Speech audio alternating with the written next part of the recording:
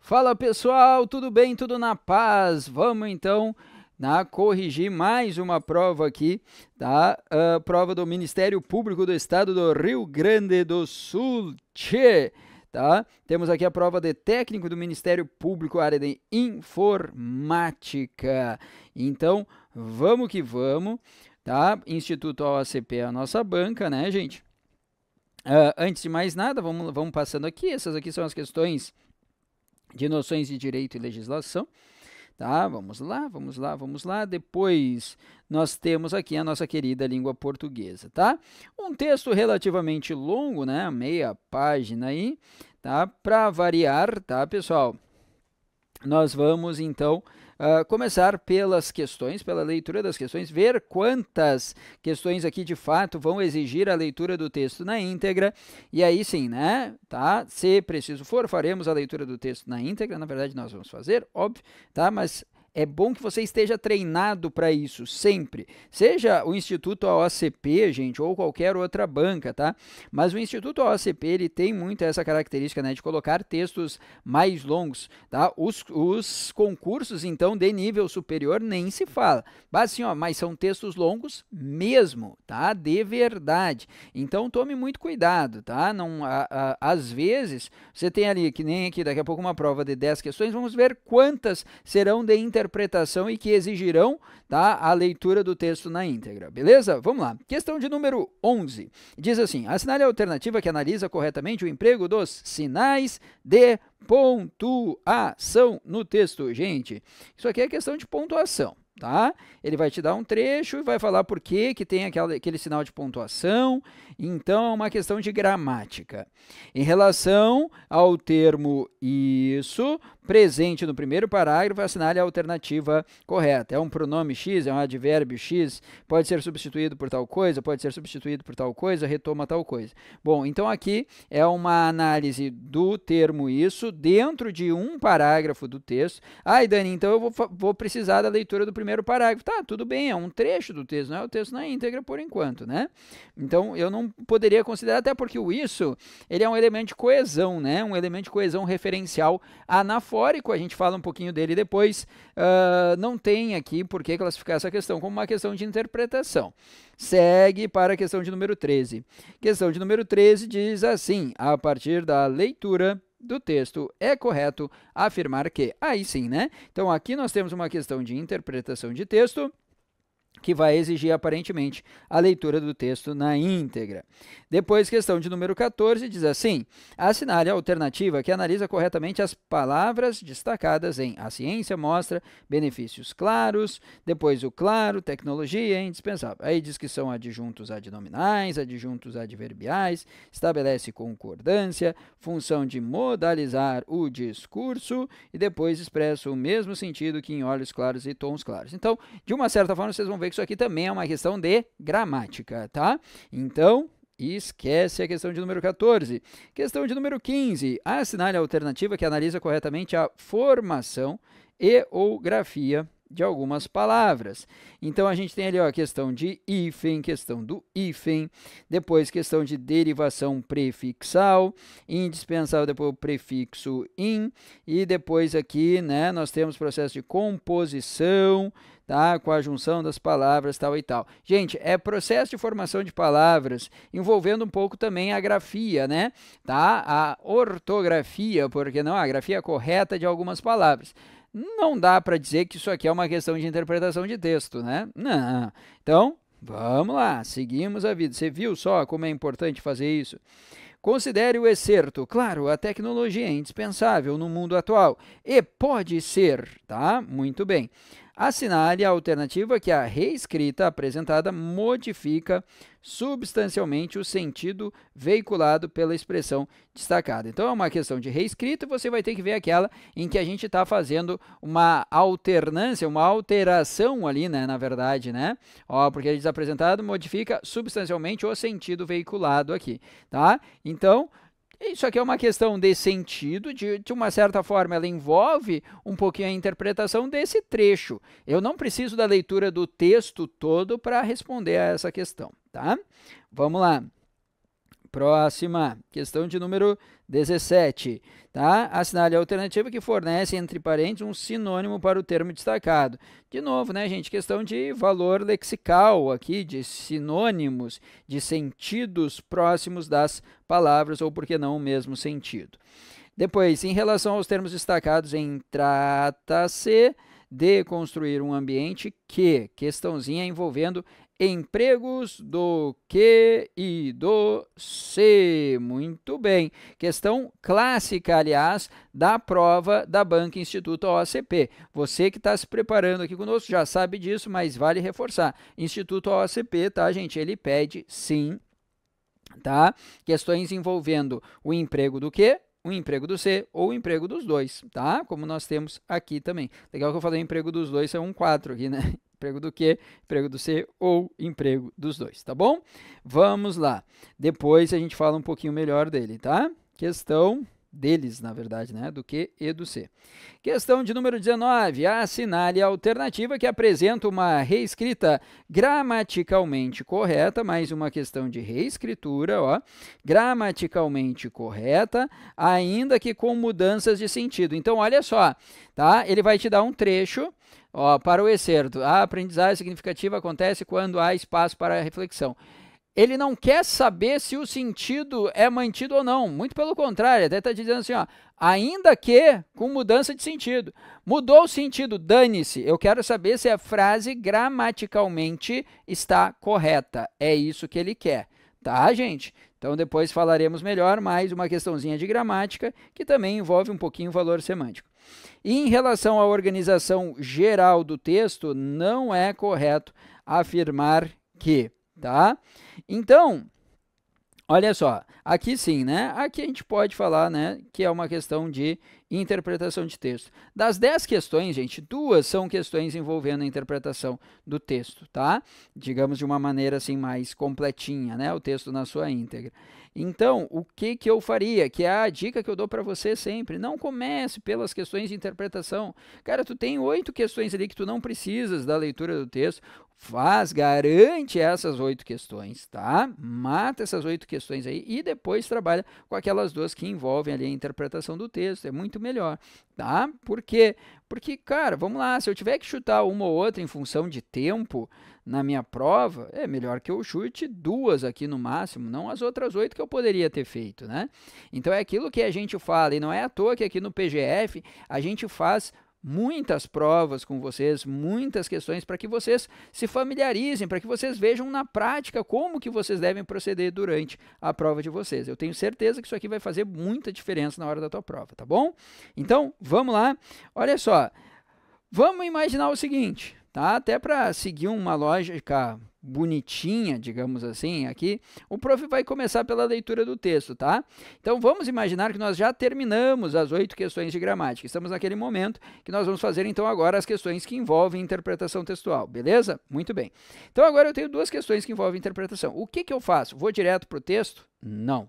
Eu vou primeiro ler as questões que se referem à leitura do texto, tá? Por quê, Dani? Porque eu vou tirar uma ideia básica do que trata o texto. Eu vou saber aquilo que eu estou sendo questionado. Então, quando eu estou lendo o texto, apareceu alguma coisa ali importante, eu já estou destacando, porque eu sei que aquilo é importante, porque eu já li a pergunta, né? Então, é melhor, é mais dinâmico, é mais fácil, pessoal. Eu não fico daqui a pouco ali no texto, lendo o texto e pensando assim, isso aqui deve ser importante. E esse termo aqui que eu não entendi? Gente, olha só, é comum que na leitura de um texto a gente não entenda um ou outro termo, um ou outro sentido, faz parte. Você tem que pensar no texto como um todo. E se você começar pela leitura das questões, vai facilitar a sua vida até nesse sentido. Às vezes o cara acha, ali tem um termo mais rebuscado, vamos imaginar um leniente, contraproducente, não obstante, um nexo de repente mais rebuscado, né? Tá? Um a despeito de... Aí daqui a pouco, eu nem fui questionado acerca daquilo. né? E eu vou ficar, sabe, me matando ali, brabo e triste, chateado. Não, cara, não fica. Por isso que é importante a gente começar pela leitura das questões, tá bom? Então eu vou começar lendo as questões de interpretação, depois a gente vai para o texto, tá? E daí depois segue a vida normal. Então, a primeira questão de interpretação a gente já passou, mas eu vou começar de baixo para frente, de baixo para cima é boa, né? Tá? De baixo para cima. Aproveitar que a gente está na questão de número 20 e vamos lá, olha só, deixa eu pegar aqui um vermelhinho. Diz assim, ó, em relação à organização geral do texto, não é correto afirmar que os parágrafos de desenvolvimento apresentam argumentos favoráveis à restrição do uso de celulares nas escolas, tá? O subtítulo é uma paráfrase de um trecho presente no corpo do texto. O parágrafo de conclusão retoma as principais informações apresentadas no texto. O parágrafo introdutório apresenta uma pergunta que é respondida ao longo do texto, e o título do texto veicula uma aparente contradição elucidada após a leitura do texto. Olha como tem alguns aspectos interessantes aqui, tá? Então, ele já está te entregando alguma coisa, né? Ele está dizendo que o teu texto tem introdução, desenvolvimento e conclusão. Cara, ele já está te entregando a tipologia. Isso aqui vai ser um texto dissertativo, provavelmente argumentativo, né? Beleza, show de bola. Outro detalhe, olha só, ele fala assim, ó, o subtítulo é uma paráfrase de um trecho presente no corpo do texto. Cara, dá uma olhadinha ali se tem subtítulo e a gente já sabe que quando na leitura do subtítulo a gente já tem que ver durante o texto quando aparecer alguma coisa parecida com aquilo. Depois, o parágrafo introdutório, que é o quê? O que é o parágrafo introdutório? É o primeiro parágrafo do texto, né, gente? Então, o parágrafo introdutório apresenta uma pergunta que é respondida ao longo do texto. Vamos dar uma olhadinha? Olha só. Vamos lá. Tá?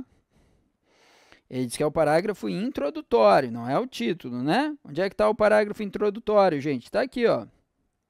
Primeiro parágrafo. Olha só que legal. Ele não termina com uma pergunta? Termina. Ó, o início do ano letivo trouxe polêmica com a lei que baniu os celulares nas escolas. A pausa forçada no uso das telas gera resistência, mas levanta uma questão importante. Isso realmente criará um ambiente de aprendizado mais saudável? Tá? Então, de fato, ele traz essa pergunta. Agora, depois a gente tem que ver se ele vai respondê-la. Provavelmente, né, gente? Provavelmente, mas enfim. Então, não esquece que aqui ele está perguntando... Opa, desculpa. Vamos lá, ele está perguntando aquela que não é correto afirmar. Então, provavelmente essa aqui está correta. Vou colocar pequenininho, depois a gente confirma, né? Bom, o título. Aí ele fala assim, ó, que o título veicula, tá, uma aparente contradição elucidada após da leitura. Vamos ver se traz alguma contradição? Uma oposição ali de ideias? Ó o título, desconectar para conectar. Cara, com certeza. Tu vai desconectar para conectar. É ou não é contraditório? Claro que é, né? Bom, vamos ver se depois ele vai trabalhar, né, no decorrer do texto. Acredito que sim, mas olha que legal. Então, provavelmente, tá? Essa aqui também está correta. Então, olha que interessante. Só lendo a questão e analisando essas partezinhas aqui no texto, a gente já está ali provavelmente entre 3 alternativas. Depois ele diz assim, ó, o subtítulo é uma paráfrase de um trecho presente no corpo do texto, tá? Vamos dar uma olhadinha, né? Tá? Tem que ver no corpo do texto se vai ter uma paráfrase do subtítulo. Qual é o subtítulo? Vamos ver qual é o subtítulo aqui. O subtítulo é proibir celulares Esse aqui é o teu subtítulo, tá? Proibir celulares nas escolas é só o começo. Desafio maior é preparar jovens para interagirem de uma forma saudável, tanto no mundo real quanto no mundo virtual. Tá? Muito bem. Depois a gente vê ali, tá? E deixa eu ver aqui que mais, se tem como a gente... a letra C diz assim, ó, o parágrafo de conclusão retoma as principais informações apresentadas no texto. Claro, né, para eu poder ver se o parágrafo de conclusão está retomando essas principais ideias e informações apresentadas no texto, tá? Eu tenho que analisar ali de fato no texto, né? Então a gente não vai ter como eliminar aqui. E os parágrafos de desenvolvimento, bom, né? Argumentos favoráveis à restrição do uso de celulares. Vamos ter que ver também na leitura do texto, tá? Mas já fica bem mais fácil a nossa vida, né? Tá? O que a gente já sabe? Que o texto vai tratar de quê, pessoal? Dessa nova restrição que surgiu aí para o uso de celulares nas escolas, né? Que eu, como professor, inclusive como professor de escola, né? E pai de aluna também, digo para vocês, eu acho que foi muito benéfico mesmo. Aliás, acho que, né? A gente está começando a ter aí, né? Tá? Sei lá, né, um caminho, né, para ser traçado para essa gurizada aí que vai auxiliá-los e muito, né? Porque a gente sabe que a internet ela é maravilhosa, ela é fundamental, ela é importantíssima, tanto é que ela nos conecta, ela permite que você tenha uma aula aqui conosco, né? Mesmo eu estando aqui no sul, você estando no Nordeste, por exemplo, né? Então a gente sabe que para isso é maravilhoso, mas principalmente para a gurizada, pessoal mais jovem que ainda não tem muita, né, muito discernimento no sentido de que eles fazem muita coisa para viciar, né, essa gurizadinha, em termos de ficar ali passando o dedinho toda hora em videozinho curtinho de 30 segundos e tal, que o cara sai de um vai pro outro. A gente fica assim, né? Imagina essa gurizada. Então, assim, ó, eu acho que sim, né? Às vezes, é uma coisa meio de imposição, às vezes tem que ser, faz parte. Já que não vem dos pais, em alguns casos, que venha de cima, não pode, era isso, né? Faz parte, vamos ter que seguir, né? Mas enfim, a discussão é boa, a discussão é legal, tá? Vamos ver a questão de número 13. A partir da leitura do texto, é correto afirmar que a autora defende a proibição dos celulares no ambiente escolar, principalmente devido ao sedentarismo causado pelo seu uso em excesso. Então a gente vai ter que ver qual é a opinião da autora em relação à proibição dos celulares. Há mais benefícios acadêmicos e interpessoais em restringir o uso dos celulares nas escolas que em liberá-lo constantemente. Cabe aos pais a responsabilidade pelo monitoramento dos adolescentes em relação ao uso dos celulares. Não só os pais, né, gente? Não só os pais. A escola também tem seu papel, óbvio. O principal argumento da autora para a proibição dos celulares na escola é a distração que eles causam em sala de aula. E o texto apresenta uma linguagem simples e acessível, porque é voltado para o público infanto-juvenil e aos educadores. A gente já viu que não é ao público infanto-juvenil, é ao público adulto, principalmente, de repente, pode ser educadores, aqui o foco dela, pode ser educadores, mas acredito que seja educadores e pais, né? Porque ela cita aqui em mais de um momento, pelo menos nas alternativas, né? Os pais, os responsáveis, tá, gente? Então tá, já temos uma ideia básica do que trata o texto, vamos para o nosso textinho aqui, tá? E depois a gente responde as nossas questões. Então, desconectar para conectar. Proibir celulares nas escolas é só o começo. O desafio maior é preparar jovens para interagirem de forma saudável, tanto no mundo real quanto no virtual. O início do ano letivo trouxe uma polêmica com a lei que baniu os celulares nas escolas. A pausa forçada no uso das telas gera resistência, mas levanta uma questão importante. Isso realmente criará um ambiente de aprendizado mais saudável? A ciência mostra benefícios claros dessa restrição. Maior concentração e foco, redução da ansiedade, melhora na interação social e no contato humano. Além disso, combater o cyberbullying e incentivar atividades físicas e culturais são ganhos significativos. O detox digital também pode fortalecer o senso crítico e a autonomia dos estudantes. Essa mudança, porém, exige acolhimento e conscientização. É essencial ouvir as preocupações dos alunos e explicar os benefícios. Pais e professores também precisam entender os impactos do uso excessivo da tecnologia. Então, você viu, né? Pais e professores, tá? Promovendo debates sobre saúde mental e dependência digital. Pesquisas indicam que o excesso das telas compromete habilidades cognitivas essenciais, como memória e criatividade, além de estar associado a transtornos do sono e aumento da impulsividade. Escolas que já adotaram essa medida ao redor do mundo notam melhores resultados acadêmicos e maior engajamento em atividades extracurriculares. Claro, a tecnologia é indispensável no mundo atual e pode ser uma grande aliada no aprendizado. É o que a gente estava conversando antes, né? O desafio está no equilíbrio entre seus benefícios e a necessidade de desenvolver habilidades interpessoais e emocionais. Cabe aos adultos orientar crianças e jovens no uso seguro e responsável das telas. A educação midiática é um caminho essencial nessa jornada. Ensinar a diferenciar informações confiáveis de fake news fortalece o pensamento crítico e reduz a vulnerabilidade à desinformação. Esse processo começa cedo e se torna fundamental para a autonomia intelectual dos estudantes. O afastamento do celular nas escolas também resgata o aprendizado ativo. Olha só. O afastamento do celular nas escolas também resgata o aprendizado ativo, incentivando a resolução de problemas, colaboração em projetos e o desenvolvimento da criatividade sem distrações digitais. A aprendizagem significativa acontece quando há espaço para reflexão, troca de ideias e experimentação.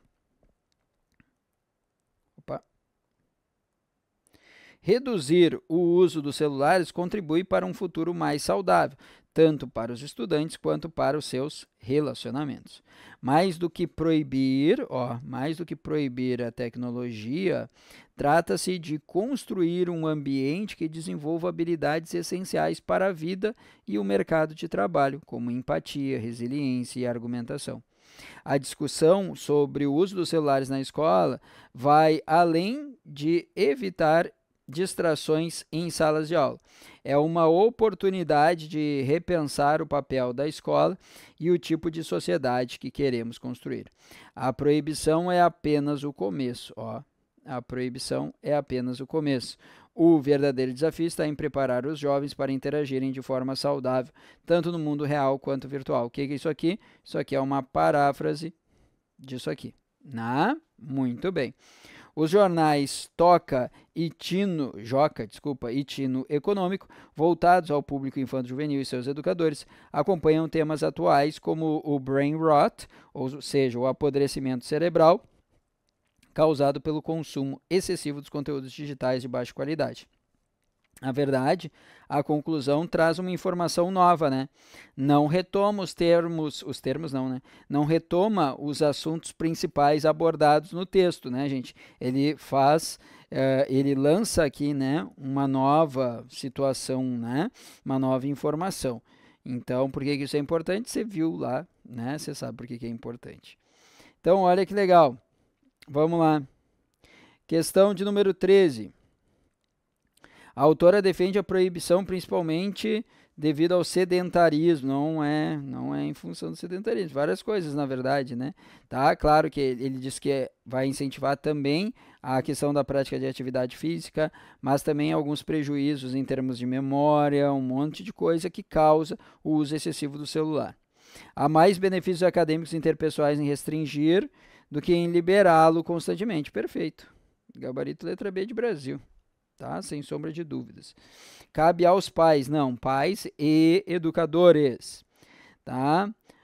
O principal argumento é a distração que eles causam em sala de aula. Não. Texto apresenta uma linguagem acessível, não é a do infanto juvenil, né? Já havíamos visto isso. Então, de fato, gabarito letra B de Brasil. Vamos lá. Depois era a questão de número 20. Isso? 20. Olha ali. Em relação à organização geral do texto, não é correto afirmar que os parágrafos de desenvolvimento apresentam argumentos favoráveis à restrição. Sim. O subtítulo é uma paráfrase. Sim, mostrei para vocês ali, né? O parágrafo de conclusão retoma as principais informações do texto. Não, está aqui. É o nosso gabarito letra C. Tá? As outras a gente já havia conversado. Vocês viram? Fica muito mais fácil, né, gente? Tá? Responder a essas questões quando a gente já fez a leitura da questão antes de ler o texto. tá bom? Beleza? Agora sim, vamos para as questões de gramática. Vamos lá. Sobe. Questão de número 11. Bom, então vamos lá, pessoal, para a questão de número 11. Agora sim, vamos começar a trabalhar as questões de gramática, tá? Vamos lá, tá aqui ela, questão de número 11. Assinale a alternativa que analisa corretamente o emprego dos sinais de pontuação. Então, vamos lá. Primeiro, a gente tem assim, ó, a pausa forçada, vírgula, mas levanta uma questão importante. O uso da vírgula é facultativo. Não, né, gente? Por quê? Porque essa vírgula vem antes do mas, e o mas está introduzindo uma oração coordenada sindética adversativa.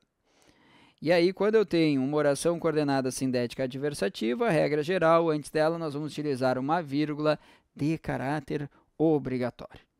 Temas atuais como o brain rot, apodrecimento cerebral, os travessões têm a função de isolar uma informação essencial. Gente, olha como é importante estudar sintaxe, né? Ó, o apodrecimento cerebral está explicando para a gente o que é o brain rot, sim ou não? Sim, tá?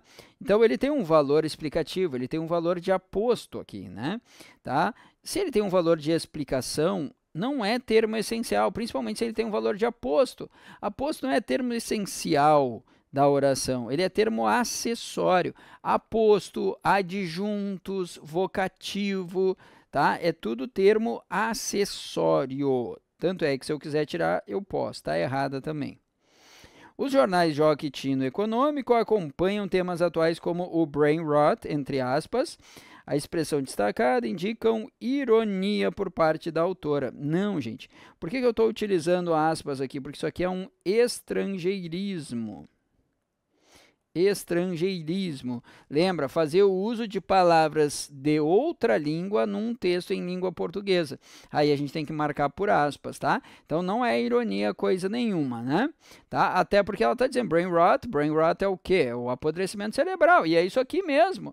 Não é, ela não está sendo irônica. A ironia é quando eu falo A pensando em B. O gurizinho vai ali, quebra um vaso, tu olha, bonito, hein, filho? É óbvio que não é bonito quebrar um vaso Ming, dinastia, não sei o que lá, chinês de 4.000 anos, que custa, sei lá, 10 mil dólares. É óbvio que não é bonito, não, é óbvio que não é bonito. Isso é irônico, tá? Muito bem, não é o caso aqui. Letra D, a proibição é apenas o começo. O verdadeiro desafio está em preparar os jovens, as substituições dos dois pontos por um ponto final. Vamos ver, a proibição é apenas o começo. Ponto final. Agora coloco o maiúsculo. O verdadeiro desafio está em preparar, está dizendo que tornaria o excerto agramatical. Não, ele é gramatical. Não é agramatical. Agramatical é uma coisa que não existe gramaticalmente falando. Estaria errado gramaticalmente falando, tá? Reduzir o uso dos celulares contribui para um futuro mais saudável, tanto para os estudantes quanto para os seus relacionamentos. Detalhe, né, gente? Como essa oração aqui ela tem um valor circunstancial e ela está no final do período, ela está na sua posição de origem. Aí a vírgula aqui tem caráter facultativo, tá? Certinho aqui. Gabarito letra E. Lembra das orações adverbiais? Quando eu tenho isso aqui, ó, vou colocar aqui em cima. Se eu tenho primeiro uma oração principal e depois uma oração subordinada adverbial, seja ela qual for, a vírgula aqui tem caráter facultativo. Porém, se eu tenho primeiro uma oração subordinada adverbial e depois uma oração principal, aí sim a vírgula tem caráter obrigatório. Aqui ela tem caráter facultativo, portanto, gabarito, letra E de Equador. Fechou? Então tá, aqui encerramos essa primeira parte aí das correções dessa prova, tá? De informática aqui do MPRS. Na sequência, continuaremos com as demais questões. Até lá.